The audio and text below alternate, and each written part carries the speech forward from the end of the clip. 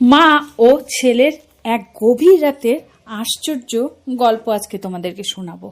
যে এই গভীর রাতে কি না ঘটনা ঘটতে পারে, এই গভীর রাতে কি না মা ছেলের মধ্যে একটা আশ্চর্য আর কি গল্প তোমরা শুনলে অবাক হয়ে যাবে। রাতটা ছিল তখন প্রায় 1টার কাছাকাছি, আর ছেলে কাজ করে বাড়ি ফিরছিল। ছেলের যেহেতু আর কি অনেক রাত অবধি কাজ হয়, তার জন্য কোনো ঠিক ঠিকানা থাকে না ছেলে কটার সময় আর কি বাড়িতে ঢোকে। তো কোনো দিন হয়তো 12টা বাজে, আবার কোনো দিন হয়তো 1টা বাজে, আবার কোনো দিন হয়তো 8টাও হতে পারে। বাড়িতে মা ও ছেলে। মা অপেক্ষা করে থাকে, পথ চেয়ে বসে থাকে কখন ছেলে আসবে। তারপরে সেই রাতে দুজনে মিলে খাবে, কারণ বাড়িতে আর কেউ নেই, বাড়িতে শুধু মা আর ছেলেই থাকে। মা আগে কাজ করত, এখন ছেলে মাকে কাজ করতে দেয় না। মা এখন একটু বাড়িতে আর কি বিশ্রাম নিচ্ছে, এত বছর কাজ করেছে, তাই ছেলে বলেছে, মা এখন তোমার কাজ করার কোনো দরকার নেই, তুমি এখন আরাম করো, আমাকে অনেক তুমি খাইয়েছো, এবার তোমাকে আমি খাওয়াবো, তুমি আর কত পরিশ্রম করবে, তুমি একদম কাজ করবে না।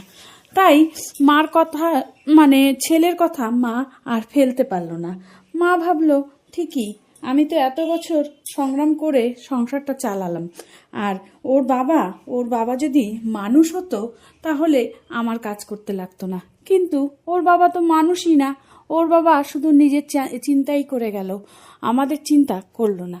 এগুলো প্রতিটা মুহূর্ত মা ভাবতে থাকে।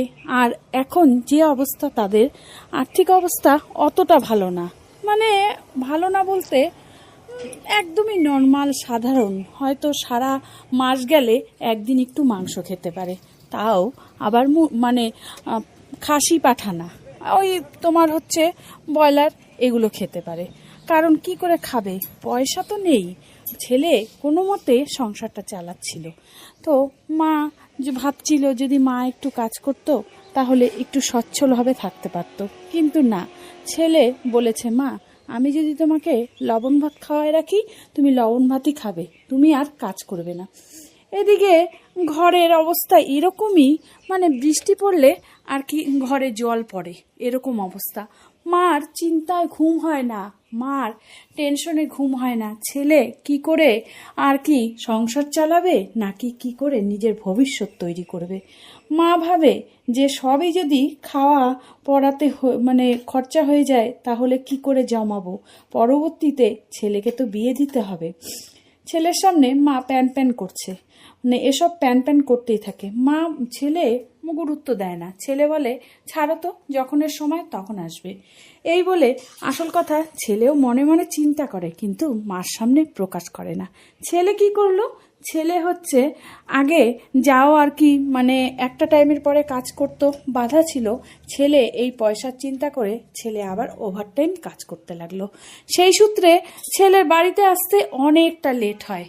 মা পথ চেয়ে বসে থাকে, গালে হাত দিয়ে বসে দরজার সামনে দাঁড়িয়ে থাকে, বসে থাকে ছেলে কখন আসবে। মাকে পই করে ছেলে বলে দিয়েছে, মা তুমি আমার জন্য অপেক্ষা করবে না, যা হয় লবণ ভাত, শাক ভাত যা হয় তুমি খেয়ে নেবে, তুমি আমার অপেক্ষা করে বসবে না। কিন্তু ওই যে মার মন, মা ছেলে কখন আসবে, ছেলেকে খাইয়ে দিবে, ছেলের আসবে, ছেলেকে একটু মাথায় তেল দিয়ে দিবে, মা একটু মাথা চিরুনি করে দিবে, মা পাশে শুয়ে ছেলের মাথায় একটু হাত বুলিয়ে দিবে, তারপরে ছেলে ঘুমাবে, তারপরে মার শান্তি। মা তো নিজেও কিচ্ছু খায় না, যতক্ষণ অবধি ছেলে না আসে ততক্ষণ অবধি মা ওই ঠায় বসে থাকে। সারাদিন তো না খেয়ে থাকতে পারে না, ওই জন্য দুপুরবেলায় যদি কোনো সময় ভালো মন্দ রান্না করে, হয়তো মাংসর ঝোল করলো, তাহলে মাংসের থেকে এক টুকরা আলু নিয়ে খেয়ে নিল, হয়তো মাছের ঝোল করলো, তাহলে মা এক টুকরা আলু নিয়ে মাছ রেখে দিল, খাবে না, কারণ মার মুখে যাবে না, ছেলে কষ্ট করে আছে আর মা খাবে। এমনিও তো সংসার এত অভাব অনটন, হয়তো বড়জোর মাসে একদিন মাছ হয় আর মাসে বড়জোর হয়তো ওই 100 টাকার মাংস, এটাতেই তারা খুশি মনে খাওয়া দাওয়া করে, কারণ তাদের মানে চাহিদা খুব কম। তো মার এই সব দুশ্চিন্তা ছেলে বুঝে, কিন্তু কিছু করার নেই। হঠাৎ করে মা বসে আছে, ওই দিন ভালো মানে মাংস রান্না আনা হয়েছে, মা বসে আছে, ছেলে আর কি আসলে মা খাইয়ে দিবে, মা তারপরে খাবে, খেয়ে তারপরে মা ছেলেকে ঘুম পাড়াবে, তারপরে মা ঘুমাবে। মার এই মনে আশা, প্রত্যেক দিনই এরকম হয়। তো আজকেও ব্যতিক্রম হবে না। প্রায় 1টা বাজে, মা দরজা সামনেই বসে আছে, মুখে হাত দিয়ে একটা টুল পেতে বসে আছে, কখন ছেলে আসবে। ছেলে ওইদিকে রওনা দিচ্ছে, মানে ছেলে কাজ থেকে চলে আসছে একটা সাইকেল করে নিয়ে। তো হঠাৎ করে এমন একটা আজকে মানে ঘটনা হলো, সেইটা শুনলে তোমরা অবাক হয়ে যাবে। ছেলে এসে ফট করে আর কি ব্যাগের মধ্যে ছেলের কাজের জিনিসপত্র ছিল, সেই জিনিসপত্রগুলো তাড়াতাড়ি করে ব্যাগ থেকে নামিয়ে মাকে বলে, মা তুমি দরজার সামনে বসে আছো? সে মা বলল হ্যাঁ। ছেলে বলল, সরো সরো সরো, দরজাটা খোলো, ঘরে চলো। তো এই বলে মাকে বলছে, মা কি রান্না করেছো? এই বলে মা বলল, রান্নাবাড়ি মাংস রান্না করছি। ছেলে খুব খুশি হয়ে ছেলে তাড়াতাড়ি করে আর কি খাওয়া দাওয়া করলো, প্রত্যেকদিন যেরকম করে সেরকম খাওয়া দাওয়া করলো। করার পরে ছেলের আর কিছুতেই ঘুম আসছে না, ছেলে শুয়ে পড়ছে, মা তো ঘুম পাড়িয়ে দিল। মা ভাবছে ছেলে ঘুমিয়ে পড়ছে, কিন্তু ছেলের আর কিছুতেই মন আর কি ছটপট করছে, কখন মাকে কি করে কথাটা বলবে। তারপরে আস্তে আস্তে মাকে ডাকলো, মা তুমি কি ঘুমিয়ে পড়েছো? মা ফট করে সাড়া দিয়ে বলে, হ্যাঁ, না ঘুমাইনি। ছেলে বলল, না তোমার মনে হচ্ছে তুমি ঘুমিয়ে পড়েছো। মা বলল, আরে না ঘুমিয়ে পড়িনি, বল কি হয়েছে।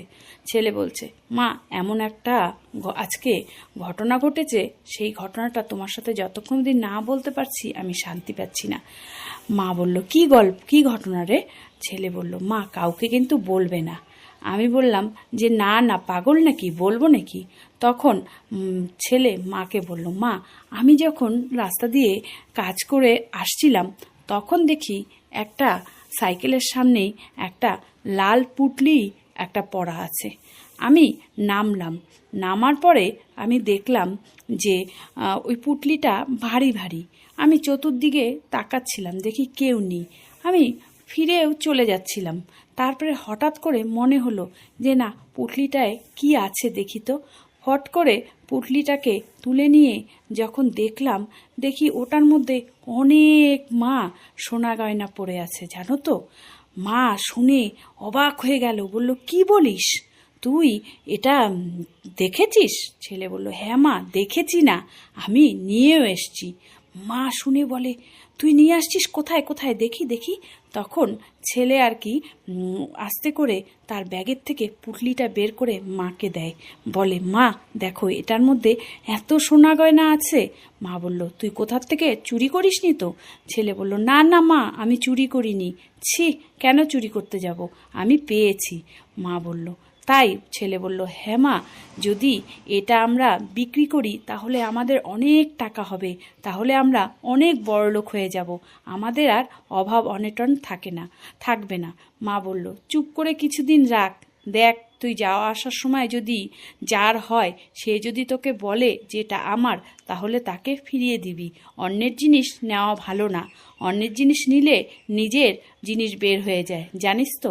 ছেলে এই কথা শুনে ঘাড় নেড়ে বলল, মা ঠিক আছে, তুমি যেটা বলবে সেটাই হবে, কারণ আমিও চাই না অন্যের জিনিস নিয়ে বেশি মানে উপরে উঠতে। নিজে কষ্ট করেই কাজ করে আমি